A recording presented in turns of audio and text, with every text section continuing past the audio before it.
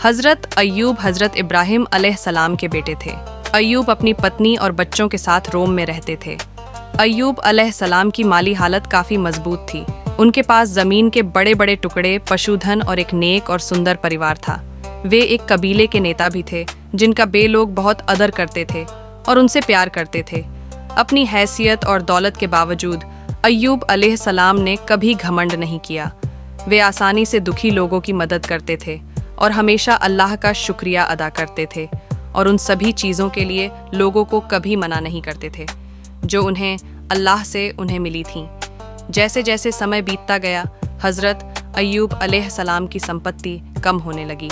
उनकी ज़मीन, पशु, धन दौलत, नौकर और पैसा धीरे धीरे उनसे दूर होता गया, यहाँ तक कि उनके पास कुछ भी नहीं बचा। उन्होंने अपने सभी बच्चों को भी खो दिया और वे बीमार हो गए। सालों तक अय्यूब अलैहिस्सलाम अपनी बीमारी से पीड़ित रहे। उनकी देखभाल करने के लिए उनकी पत्नी के अलावा कोई नहीं था। उनके पास पैसे और आय नहीं थी, इसलिए उनकी पत्नी ने उनका भरण पोषण करने के लिए नौकरी कर ली। हालांकि शहर के लोगों ने उन्हें लंबे समय तक काम करने की अनुमति नहीं दी, क्योंकि उन्हें डर था कि वह उन्हें भी अपने पति की तरह ही बीमारी से पीड़ित कर देंगी। इस बीच अय्यूब अलैहिस्सलाम अल्लाह से दुआ करते थे कि वो इस दर्द और परेशानी को सहने की ताकत और हिम्मत दे।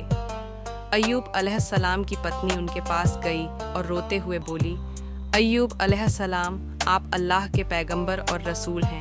अल्लाह के साथ तुम्हारा सबसे करीबी रिश्ता है। अल्लाह से दुआ करो कि वह तुम्हें इस मुसीबत से बाहर निकाले। अय्यूब अलैहिस्सलाम ने आह भरी और कहा, शैतान ने तुम्हें फुसफुसाकर कर भेज दिया होगा। मुझे बताओ कि मैं कितने समय तक अच्छी सेहत और धन संपत्ति का आनंद लेता रहा। उसकी पत्नी ने जवाब दिया, 80 साल या उसके आसपास। अय्यूब अलैहिस्सलाम ने कहा, मैं कब तक इस तरह से पीड़ित हूँ? उनकी पत्नी ने कहा, 7 साल। अय्यूब अलैहिस्सलाम ने फिर कहा, ऐसी हालत में मुझे अपने रब से अपनी तकलीफ दूर करने के लिए पुकारने में शर्म आती है, क्योंकि मैंने अच्छे स्वास्थ्य और भरपूरी के वर्षों से ज़्यादा समय तक दुख नहीं झेला है। ऐसा लगता है कि तुम्हारा ईमान कमज़ोर हो गया है और तुम अल्लाह के फैसले से खुश नहीं हो। अगर मैं कभी स्वस्थ हो गया तो मैं कसम खाता हूँ कि मैं तुम्हें 100 कोड़ों से सज़ा दूंगा। आज के दिन से मैं तुम्हारे हाथ से कुछ भी खाने पीने से मना करता हूँ। मुझे अकेला छोड़ दो और मेरे रब को मेरे साथ जो अच्छा लगे करने दो। असहाय महसूस करते हुए अय्यूब अलैहिस्सलाम ने रहम की गुहार लगाते हुए अल्लाह की ओर रुख किया। सही में शैतान ने मुझे दुख और पीड़ा से छुआ है।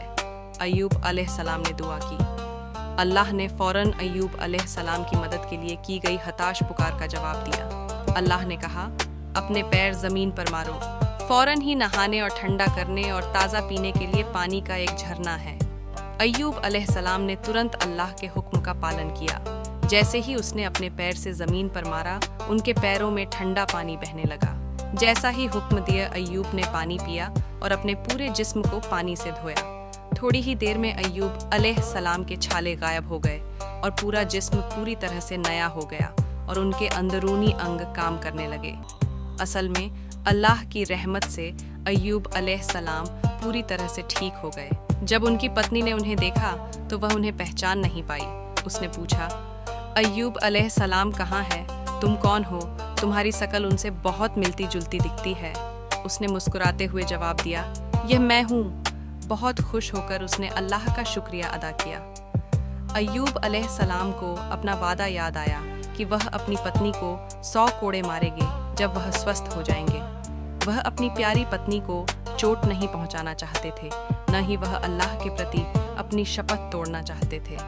इसलिए अल्लाह ने अय्यूब अलैहिस्सलाम को हुक्म दिया, अपने हाथ में पतली घास का एक बंडल लो और उससे अपनी पत्नी को मारो और अपनी कसम मत तोड़ो। उन्होंने वह बंडल मारा और उनकी कसम भी पूरी हो गई। अल्लाह ने अय्यूब अलैहिस्सलाम की सारी दौलत वापस कर दी। अय्यूब अलैहिस्सलाम और उनकी पत्नी को उनका परिवार भी वापस दे दिया।